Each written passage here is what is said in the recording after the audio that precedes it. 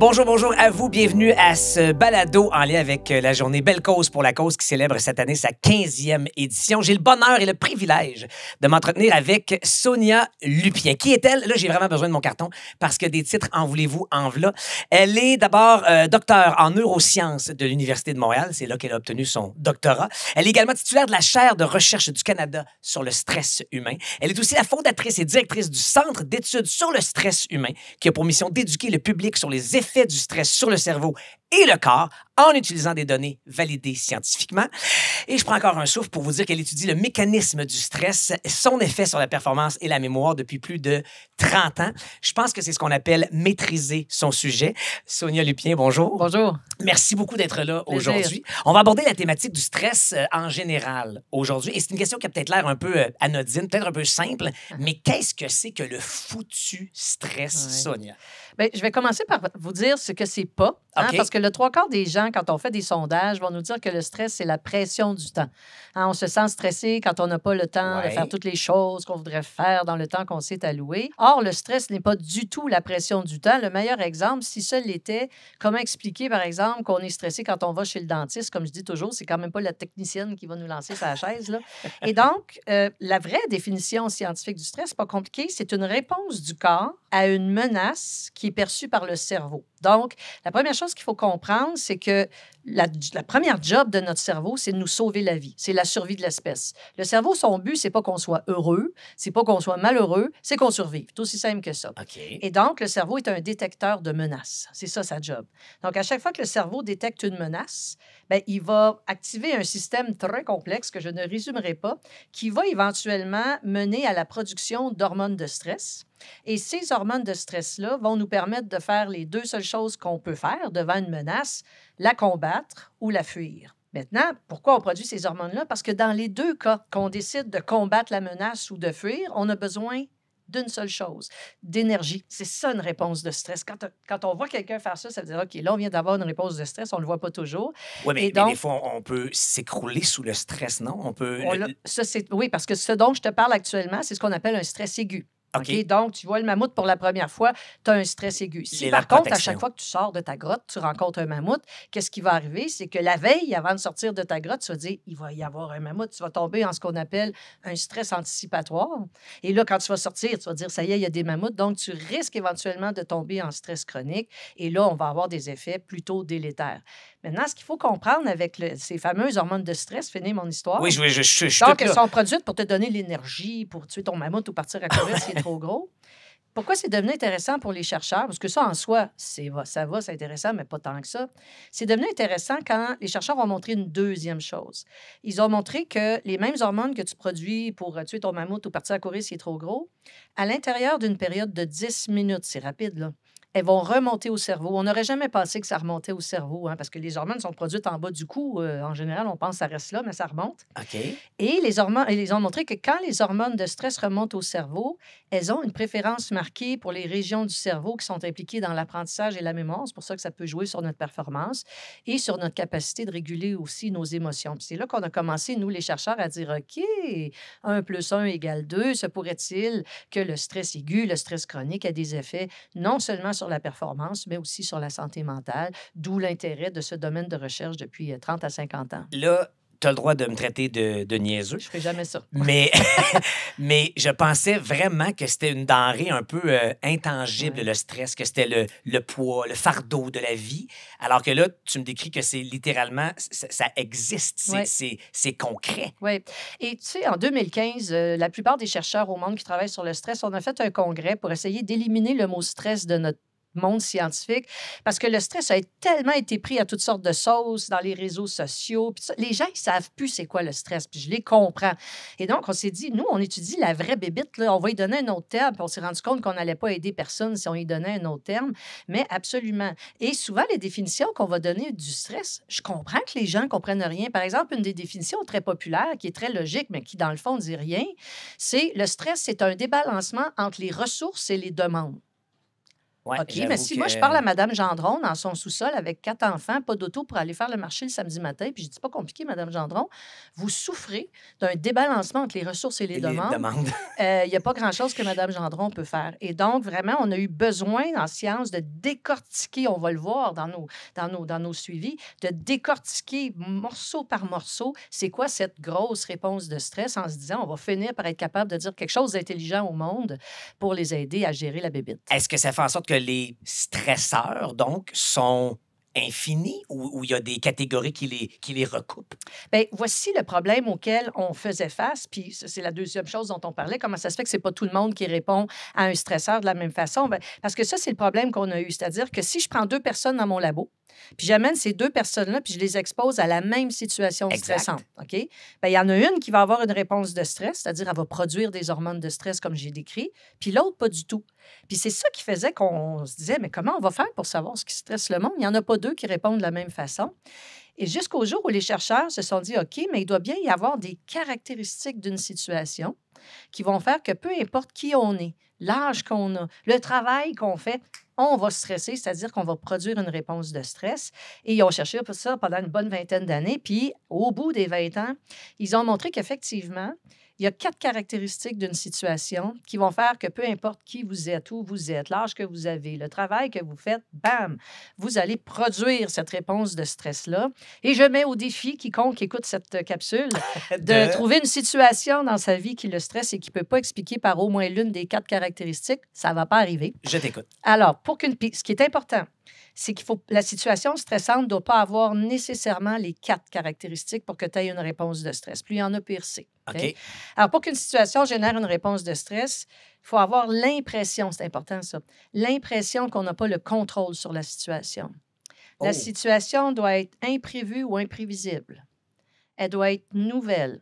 Et notre ego, notre personnalité doit se sentir menacée. L'exemple que je donne toujours, c'est par exemple quelqu'un qui remet en question ta capacité de bien faire ton travail à la machine à café le mardi matin devant les collègues. Ça arrive jamais, le petit feeling que tu as en revenant à ton bureau, là, c'est ça. Ça, les 4 caractéristiques, on utilise l'acronyme CINE pour que les gens s'en rendent compte. Rappelez-vous, le stress, c'est du CINE, contrôle faible, imprévisibilité, nouveauté, ego menacé. Ici, au Québec, en 2025, c'est ça qui nous stresse. D'accord?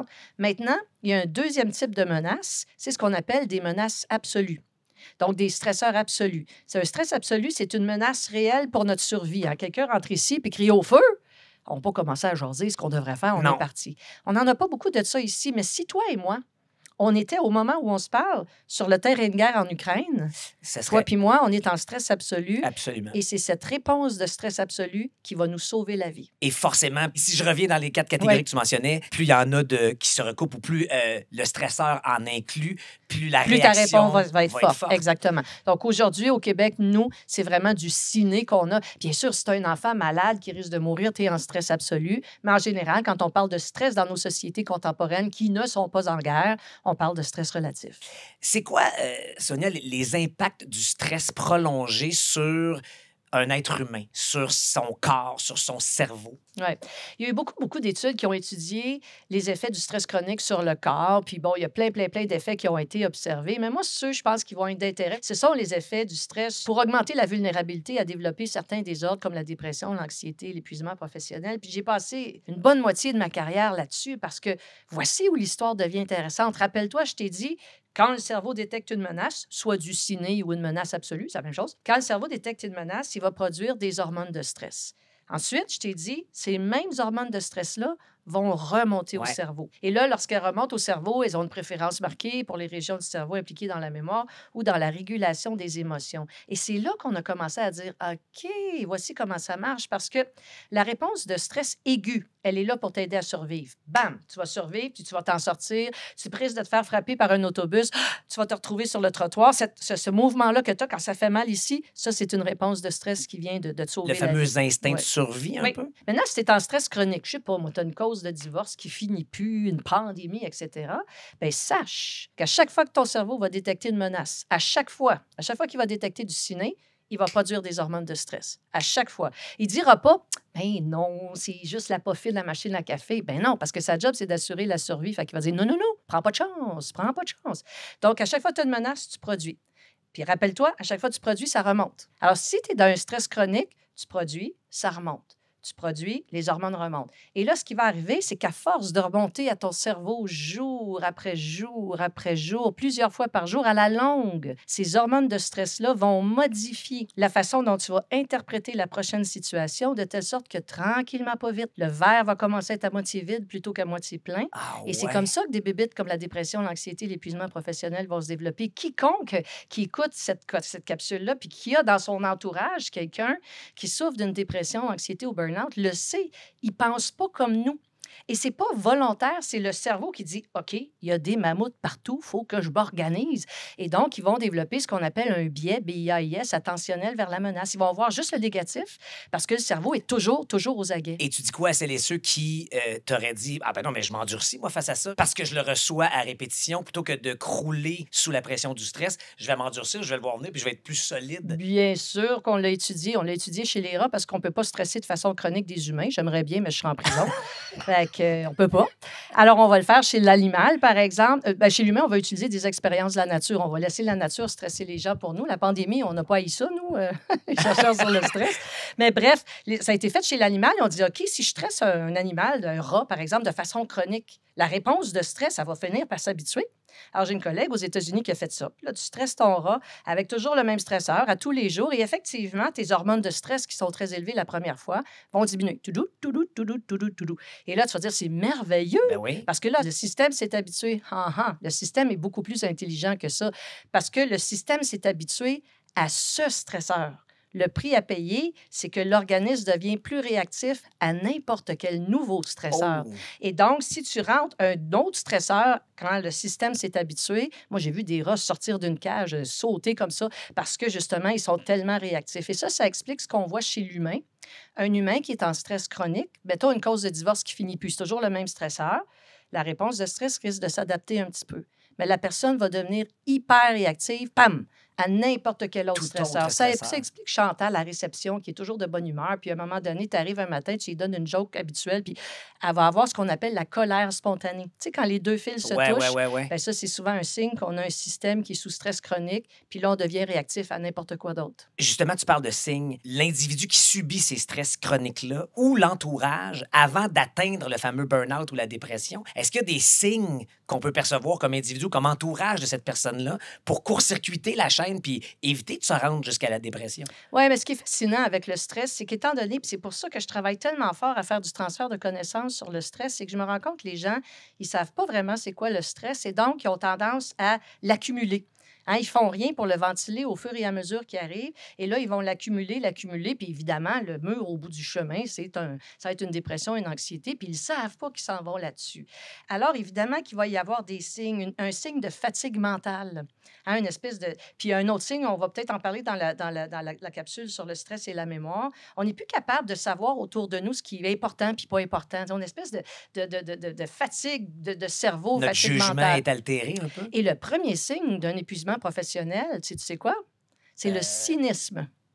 Ouais, mais ça, c'est très clair. Quand on commence à devenir cynique, au début de notre job, on était super impliqués, motivés. Et là, soudainement, on va commencer, ça sert à rien, et oui, on sait bien, les patrons, ils vont jamais nous donner la reconnaissance, etc. Et donc, on va avoir une espèce de fatigue émotionnelle qui va arriver. Et les gens le savent intuitivement. Les gens le sentent intuitivement, mais ils ne vont pas y croire, puis c'est ça qui va faire qu'ils vont tomber en bout de ligne. Dans le contexte des neurosciences, c'est quoi les facteurs, je dirais individuels, là, des facteurs de génétique ou encore environnementaux qui vont influencer la façon dont on va chacun et chacune répondre aux stresseurs? Oui, bien, il y en a plein. On a étudié la génétique. On s'est dit, ça y est, il y a du déterminisme génétique, bien peu. En fait, la génétique ne joue pas tant que ça. Non, pas du tout. Tant mieux, je trouve ça merveilleux. Alors, tant mieux. Bien sûr... On repart à zéro à chaque fois. Ben oui, puis évidemment, la façon dont on est élevé, parce que si on a des parents anxieux qui voient des menaces partout puis qui nous disent « sors pas, c'est grave », bien là, à un moment donné, on risque, parce qu'on appelle ça un apprentissage vicariant, de développer la même peur. Mais moi, ce dont je voudrais te parler ici, pour que les gens comprennent un peu leurs différences, on s'est rendu compte rapidement que les gens ont des grandes différences dans la résistance au stress. OK? Et là, c'est pas binaire, c'est comme un continuum. Fait qu'à un bout du continuum, tu as des gens qui ont des très, très faibles résistances au stress. Donc, ça leur prend pas grand-chose pour s'activer. Je te donne un exemple dans mon labo. Écoute, il y a des gens que j'emmène dans mon labo pour les stresser. Écoute, j'ai même pas commencé à les stresser. Ils font juste rentrer dans le labo, puis sur le mur, c'est écrit « Centre d'études sur le stress humain », puis là, ils se mettent à hyperventiler, puis j'ai même pas commencé. C'est vrai? OK, oui. Fait que là, ça, c'est des gens qui ont des faibles résistances au stress. Je vais revenir à eux. À l'autre bout du continuum, tu as des gens qui ont des fortes résistances au stress. Alors, eux, ça leur en prend du stress avant de s'activer. Puis je te donne les exemples. Dans mon labo, écoute, il y a des gens, j'ai beau essayer de les stresser avec toutes les méthodes que les comités d'éthique me permettent d'utiliser, j'ai plein d'idées, je suis pas capable. Je suis pas capable de les stresser. Ouais. Et je dis toujours à la blague, ça doit être les mêmes personnes, tu sais, qu'on attend dans l'avion parce qu'ils ont mis leur bagage, puis ils débarquent pas, puis là, les procrastinateurs doivent être eux autres. Puis le trois quarts des gens disent toujours, moi, dans mon travail, dans mon organisme, je voudrais engager juste des fortes résistances. Non. Parce que si tout le monde avait des fortes résistances, on serait tous morts en 24 heures. Ce qui fait qu'on survit, c'est qu'on est différent. C'est qu'il y a de tout. On a besoin des faibles résistances. Je te donne un dernier exemple. Je t'écoute. Toi puis moi, on est dans le temps du mammouth. OK? Et là, on est au village, puis toi, tu as une forte résistance au stress, puis moi, j'ai une faible résistance au stress. Et là, on est dans le village, un mammouth débarque. Mais oui, ça prend des gars comme toi avec une forte résistance au stress pour être assez fou, prendre une lance, puis partir devant le mammouth. Mais on a aussi besoin d'une faible résistance comme moi au stress qui va penser ramasser les bébés, ramasser la bouffe, s'en aller dans la grotte dans laquelle j'ai déjà pensé mettre des doudous pour pas qu'on meure de froid. Tu comprends? Fait que si on n'a pas tous ces gens-là, on va pas réussir. Donc, les gens qui ont des faibles résistances au stress, vous êtes, voici mon message, autant, sinon plus, nécessaire que les gens qui ont des fortes résistances au stress. Et j'ai hâte qu'on comprenne ça aussi. Encore une fois, je vais peut-être dire n'importe quoi. Tu es là pour me guider puis nous orienter sur le stress aujourd'hui. J'essaie d'inculquer à mes enfants, je suis papa de jumeaux de 14 ans, que le stress peut parfois être un moteur plutôt qu'un frein. Oui. Dans mon métier, on appelle ça le trac, je pense. Donc, tu sais, avant de m'asseoir avec toi devant cette caméra-là, parce que j'ai un souci de performance, je me suis préparé, puis je suis nerveux, je ne veux pas poser des mauvaises questions, mais je l'utilise comme un élan, je l'utilise comme quelque chose qui va me rendre encore plus rigoureux pour bien faire, j'espère, mon travail, plutôt que bonjour, puis d'être un peu gêné dans mon coin. Puis est-ce que ça se peut, ça, que le stress soit positif? Oui, puis c'est ce qu'on fait dans mon labo depuis les 3 dernières années parce qu'on s'est rendu compte qu'à force de dire aux gens que le stress est négatif, ben on les stresse parce qu'on crée ce qu'on appelle des préconceptions de stress négatif parce que depuis qu'on est né, on nous dit que le stress, c'est négatif, toxique, ça va nous tuer. Puis ensuite, on s'étonne que quand un jeune a un stress normal devant un examen, ben, il fait un état de panique. Il est sûr qu'il va mourir depuis qu'il est né qu'on lui dit que le stress, c'est négatif. Donc, on a vraiment commencé à dire aux jeunes puis à tous les gens, mais oui, il y a une courbe en U inversée entre le stress et la performance puis le bien-être. Un peu de stress, c'est nécessaire. Si on n'était pas stressé, on serait tous morts. Premièrement, on n'aurait pas survécu au mammouth. On aurait dit, ah, un mammouth, bam, il nous tue. C'est fini, là. Et je vais toujours donner, le stress, c'est génial, c'est merveilleux. Je te donne un exemple aux gens. Vous allez sur une nouvelle date. Mais oui, vous allez être stressé. C'est un merveilleux stress. Vous allez vous faire les cheveux, vous allez parler, faire quelque chose. Et donc, le stress, c'est un moteur. Mais ça se peut que le moteur s'emballe. Fait que c'est comme une voiture. Il faut toujours être capable de jouer avec l'accélérateur. Mais je souhaite aux gens de vivre du stress, puis surtout d'arrêter d'avoir peur du stress. C'est un merveilleux allié. Est-ce que, quand on a une faible résistance au stress, on doit travailler à endurcir notre résistance? Et est-ce qu'inversement, ceux qui sont solides face au stress devraient un peu réduire leur résistance pour être un peu plus réactifs? Je doute que ce soit possible. Je doute que ce soit possible. La Dans les nature deux cas... va faire en sorte que la variabilité, parce que sinon, on ferait toute une régression vers la moyenne. Il ne faut pas qu'on se ressemble. C'est parce qu'on ne se ressemble pas qu'on survit. Si on se ressemble, on ne va pas toffer 24 heures. La gestion de tous ces stress-là fait partie, évidemment, de plusieurs stratégies de santé mentale aujourd'hui. C'est quoi les ingrédients d'une recette gagnante pour bien gérer notre stress, s'il en existe une? Ça, il aurait fallu faire une capsule de 74 minutes. Là. Mais il y a plein de techniques. Les gens pensent que c'est toujours compliqué, mais le plus simple, on pense trop quand on est stressé. Quand on est stressé, on a le cerveau rempli d'hormones de stress. Il n'y a rien d'intelligent qui va sortir de nous. OK? Fait que quand on est très stressé, c'est d'utiliser notre corps. Aussi simple que ça. Le corps est un outil diabolique pour arrêter une réponse de stress. Pense-y, il a parti, la réponse de stress. Il est capable de l'arrêter, sinon on n'aurait jamais survécu au mammouth. Et donc, la meilleure solution, c'est vraiment, je suis fatigante avec ça, mais c'est l'exercice physique. C'est aussi simple que ça. Ça va toujours être payant. Puis là, je ne vous dis pas d'aller au gym 2h30. Là. Moi, quand je suis stressée, je monte les 5 étages de mon building 2 fois, puis je suis correct. OK? Donc, 15 en ascenseur minutes. ou à pied? Non, à pied, en courant. Non, très stressé, ça court. cerveau. Et donc, c'est juste pourquoi? Parce que quand on est stressé, on mobilise de l'énergie, tu te souviens? Oui. Bien, si tu ne perds pas, c'est là qu'elle va aller. Et ça, tu vas te Donc, mettre de à se mettre passer. en action. Il faut que tu perdes l'énergie que tu as mobilisée. Donc, à chaque fois que tu as l'impression que tu perds de l'énergie, tu as mobilisé de l'énergie parce que tu as eu une réponse de stress, quelqu'un t'a donné un commentaire désobligeant, etc., il faut que tu perdes l'énergie mobilisée. Alors, tu danses, tu fais n'importe quoi. Il faut que tu bouges une quinzaine de minutes, pas plus que ça, puis tu vas être capable de faire descendre tes hormones de stress, puis là, tu vas être capable de bien Donc, quelqu'un qui est en entrevue pour un travail avant d'entrer dans le bâtiment. Un autre truc, tu sais, quand on chante, on fait de la respiration diaphragmatique, puis ça fait diminuer les hormones de stress. Donc, prochaine fois que tu as une entrevue très, très, très stressante, moi, je chante dans ma voiture. Alors, je chante à tue-tête. Pourquoi? Parce que quand on chante, on fait de la respiration diaphragmatique, ça diminue de 20 les hormones de stress. Il n'y a aucun workshop de fin de semaine qui va être capable de diminuer tes hormones de stress de 2 Et c'est quoi ta chanson préférée? J'en ai beaucoup. Est-ce qu'on a droit à un extrait ici aujourd'hui? Non, ça va aller. Il va falloir qu'on commence à parler de plus en plus des effets positifs. Ben, je t'en donne l'occasion. On est à presque, c'est pour ça que je suis là. On est à presque terminer ce premier balado. Donc, des effets positifs du stress, il en existe. Nomme-en un à titre d'exemple. Mon Dieu Seigneur. Le stress augmente la vigilance. OK? Donc, mettons, je te donne un exemple. Je donne toujours des exemples de jeunes, OK? Parce qu'on travaille très fort à travailler avec les jeunes. Oui, puis qui sont, je pense, d'autant plus victimes. C'est eux qui font les états de panique devant stress, les examens, exactement. Et donc, tu es une jeune fille, tu t'en vas dans un party, tu es adolescente, tu t'en vas dans un party, puis tu es supposée de dormir là. Toutes les chambres sont prises, il est 2 h du matin. Tu dis, c'est pas grave, je vais m'en retourner chez moi. Puis là, tu pars. Là, tu as pris un petit verre. Puis à un moment donné, en marchant, tu te rends compte que tu es toute seule sur le boulevard X et que là, tu es en danger, veux pas. Et là, bam, tu vas avoir une réponse de stress, ta vigilance va augmenter, tu vas prendre ton cellulaire, tu vas mettre ça sur 911 puis avec le doigt dessus, ben tu n'es plus une victime. Si jamais il y a quelqu'un qui avait pensé de sauter dessus, tu vas courir vite en titi. Deuxième exemple absolument parfait, on parlait de l'Ukraine tantôt, hein, un stress absolu. Un stress absolu va augmenter ta force physique de 6 à 10 fois. Je ne sais pas si vous avez vu ça passer sur les réseaux sociaux, il y a plusieurs mois de ça, l'image de cette jeune fille en Ukraine, toute jeune fille, menu, et est en train de se sauver de son village en Ukraine qui vient d'être bombardé.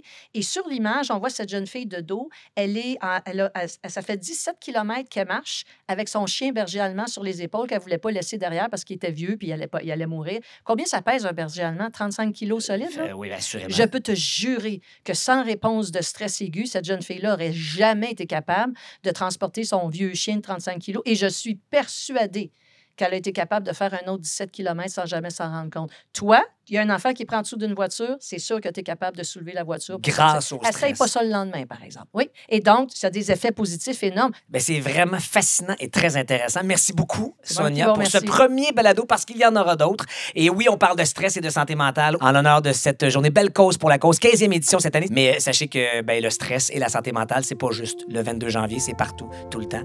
Merci à vous autres d'avoir écouté ça. Rendez-vous pour la suite.